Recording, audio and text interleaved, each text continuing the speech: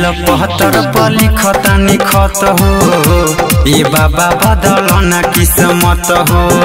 Bill 72 पर लिखता निखत हो ए बाबा बदल ना किस्मत हो। जेने जाता नी ठोकर मारता लोगवा बुरा चलता हमर वक्त हो।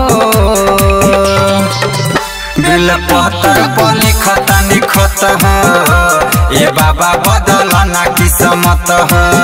बिल 72 पर लिखता निखत हो ए बाबा बदल ना किस्मत हो।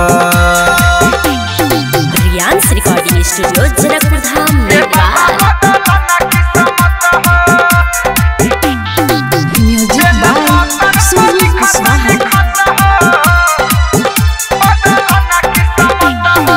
सोचल सपना पूरा दी भोला दानी रउआ से अरजी लगा के कहतानी। सोचल सपना पूरा दी भोला दानी रउआ से अरजी लगा के कहतानी।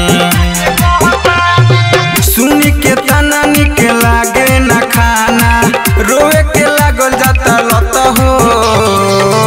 बिल 72 पर लिखता निखत हो ए बाबा बदल ना किस्मत हो।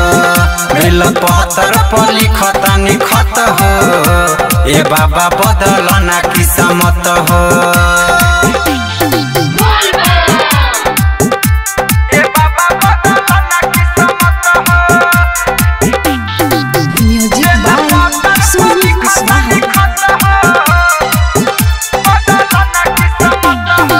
लक्ष्मी दीपेश रोवे आई के दुआरी रउआ से भीखी एगो मांगे त्रिपुरारी ए बाबा सुने।